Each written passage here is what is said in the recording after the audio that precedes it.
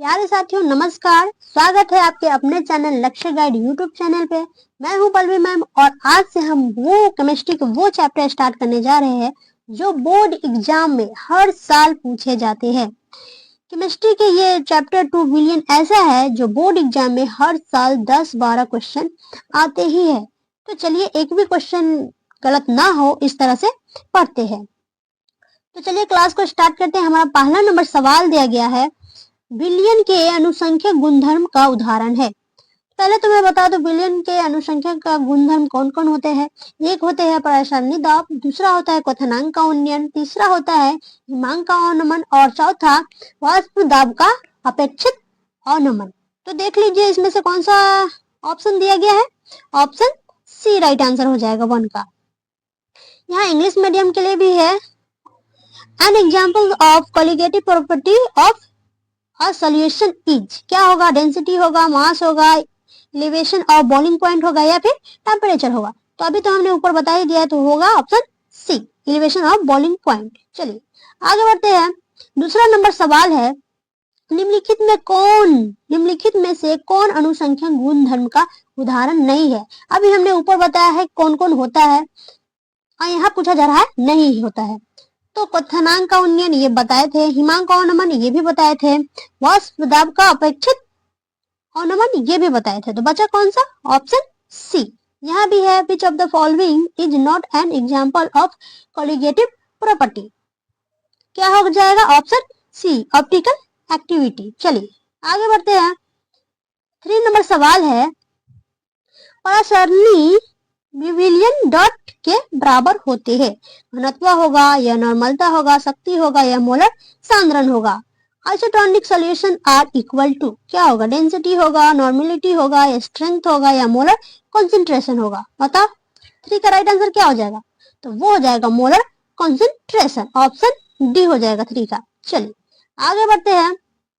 4th number सवाल है, विलियन में जिस अवयव की मात्रा अधिक रहती है उसे कहते हैं। बताओ विलय कहते हैं या विलायक कहते हैं या ए और बी दोनों होगा या इनमें से कोई नहीं। The component which is present in greater quantity in a solution is called. बताओ क्या हो जाएगा 4 का राइट आंसर।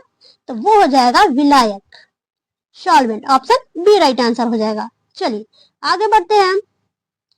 5 नंबर सवाल है, किसी भी विलयन में विलय का तथा विलायक के मूल प्रभाज का योगफल होता है। In any solutions, the sum of the mole fractions of solute and solvent is, कितना होता है बताओ। तो वो होता है 1, ऑप्शन बी राइट आंसर हो जाएगा। चलिए आगे बढ़ते हैं।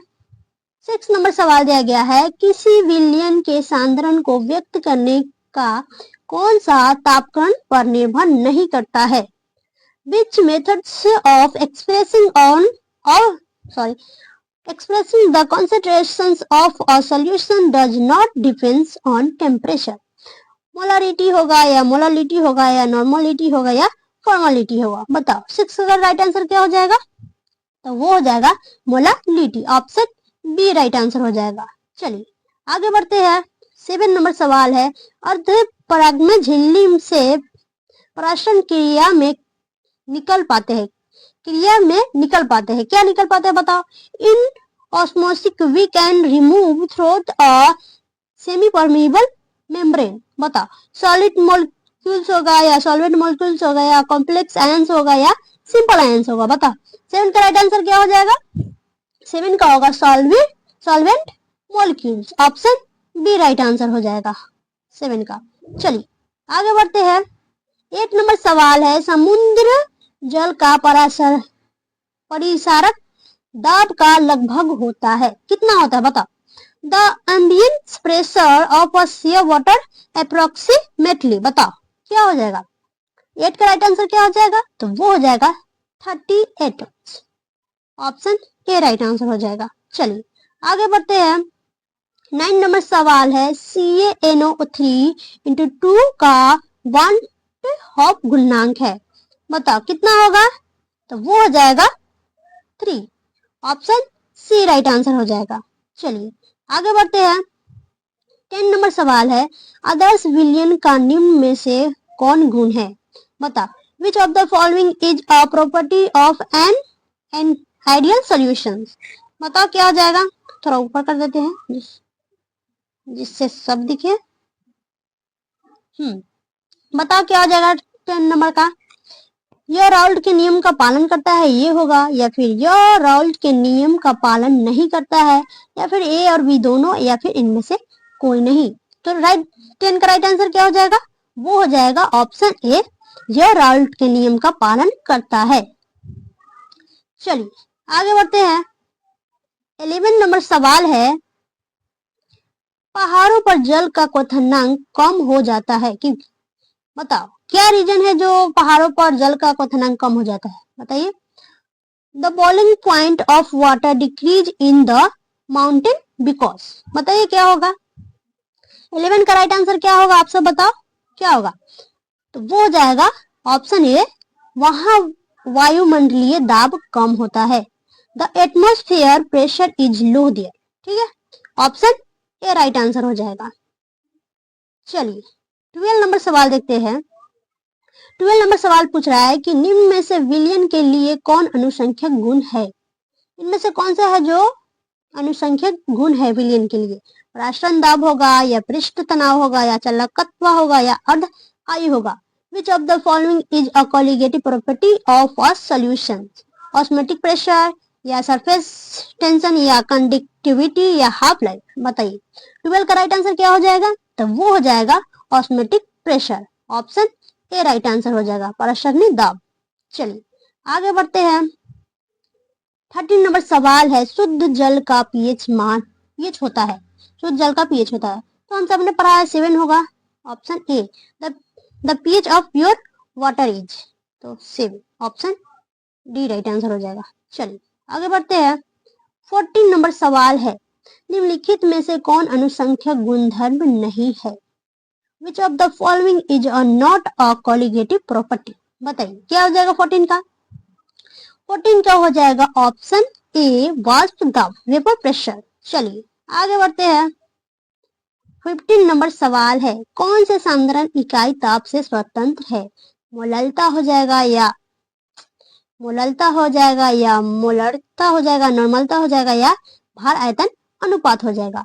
विच concentration unit is independent of temperature. Molality, या फिर मोलारिटी, या नॉर्मलिटी, या वेट वॉल्यूम रेशियो। बताओ 15 का राइट आंसर क्या हो जाएगा, तो वो हो जाएगा ऑप्शन ए, मोलालिटी, मोललता। चलिए आगे बढ़ते हैं। 16 नंबर सवाल दिया गया है, आइसोटोनिक विलयन में वे हैं जिनके बराबर होते हैं।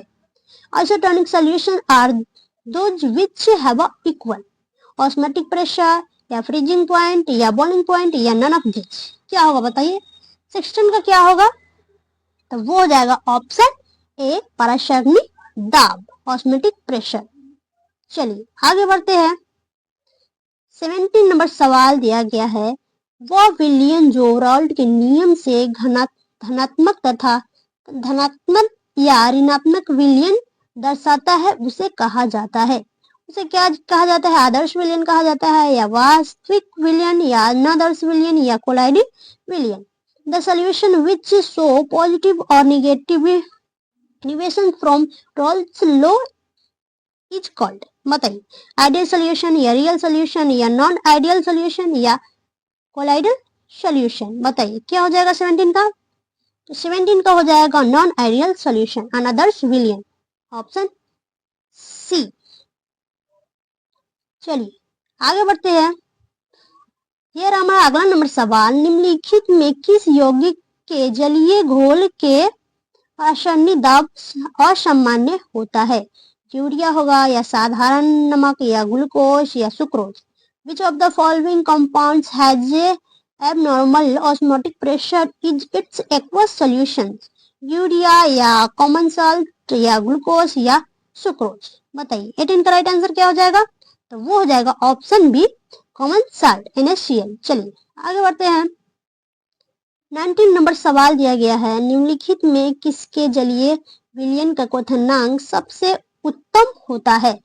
बताइए विच of the following aqueous solution will have a highest boiling point.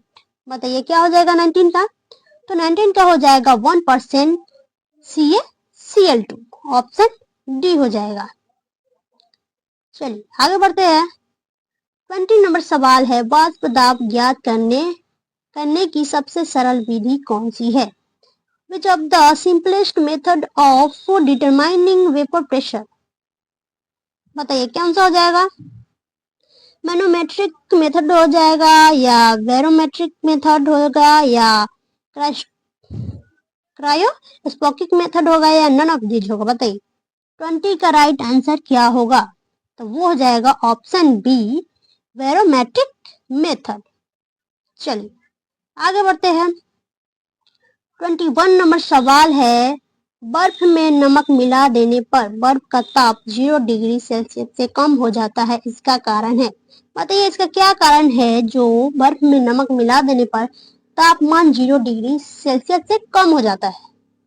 On adding salt to ice, the temperature of ice flow falls below 0 degree Celsius because of, बताइए ऑस्मोसिस हो जाएगा या हाइड्रोलाइसिस हो जाएगा या डिप्रेशन ऑफ फ्रीजिंग पॉइंट या elevation of boiling point? बताइए क्या हो जाएगा 21 का?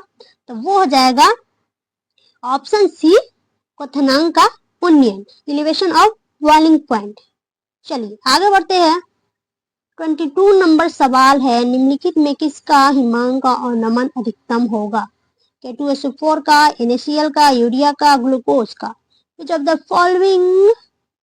following will have maximum vibration in freezing point? बताइए क्या हो जाएगा? तो वो हो जाएगा K2SO4, option A right answer हो जाएगा। चलिए आगे बढ़ते हैं।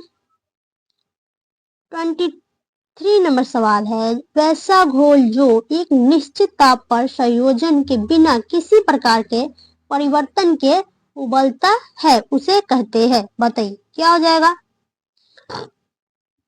A solution which boils at a certain temperature without any change in the composition is called? बताइए क्या हो जाएगा? हेजियोट्रोपिक मिक्सचर हो जाएगा, अनसैचुरेटेड या सुपर सैचुरेटेड या आइडियल? बताइए 23 का राइट आंसर क्या हो जाएगा? तो वो हो जाएगा azeotropic mixture, option A right answer हो जाएगा। चलिए आगे बढ़ते हैं। 24 नंबर सवाल है, घोलक के 1 kg में उपस्थित घुलने के मोलों की संख्या को कहते हैं?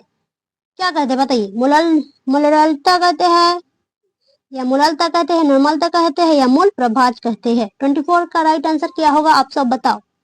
तो वो हो जाएगा मोलालिटी, मोललता, ऑप्शन डी राइट आंसर हो जाएगा।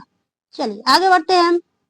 25 नंबर सवाल है, प्रासरणी दाब बढ़ता है जब तापक्रम बढ़ता है या तापक्रम घटता है, आयतन बढ़ता है या इनमें से कोई नहीं?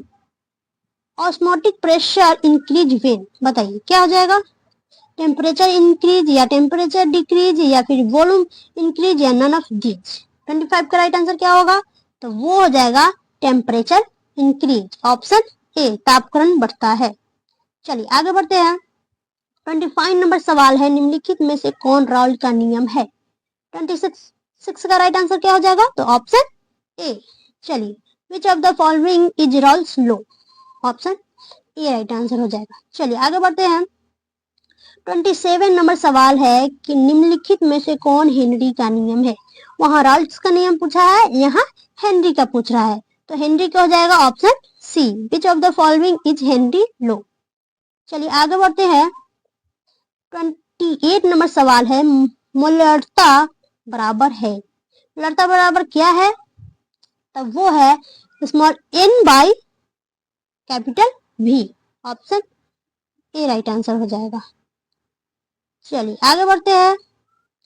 29 नंबर सवाल है, पोटेशियम क्लोराइड के 2 मोलर विलयन के 2 लीटर में पोटेशियम क्लोराइड के कितने मोल होंगे?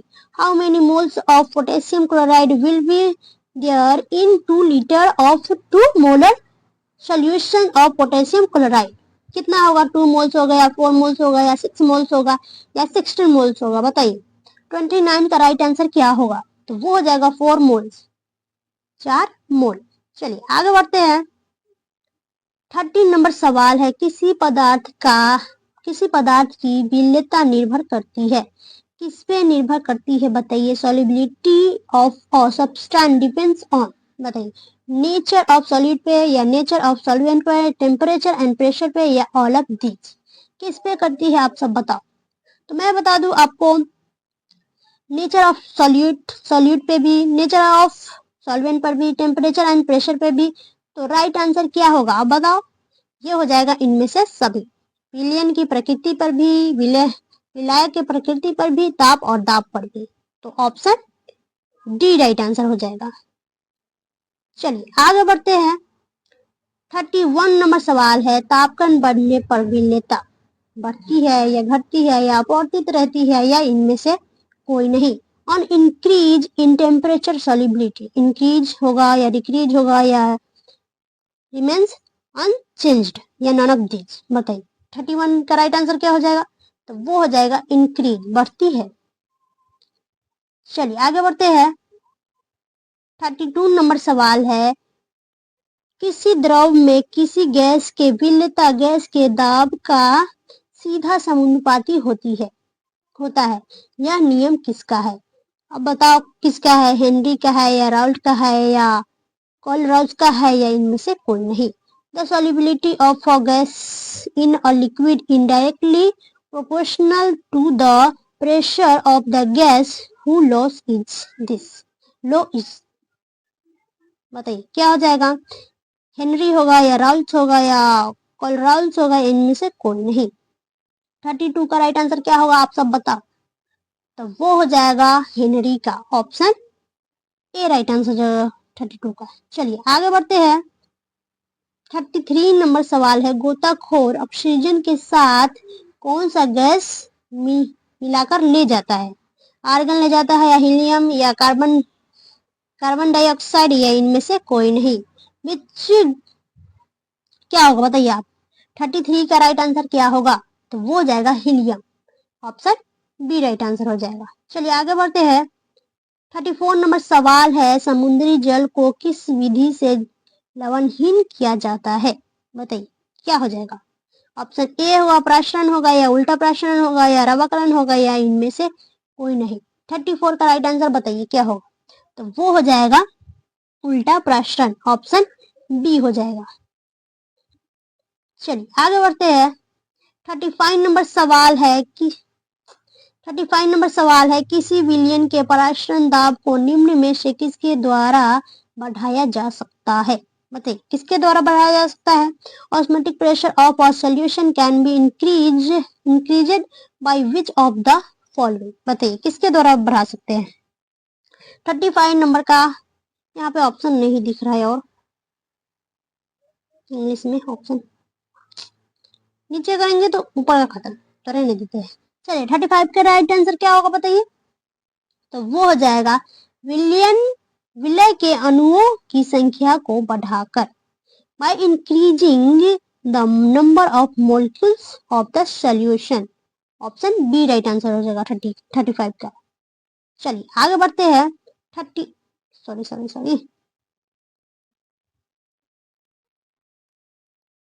36 नंबर सवाल है, हेनरी स्थिरांक H का मान क्या है?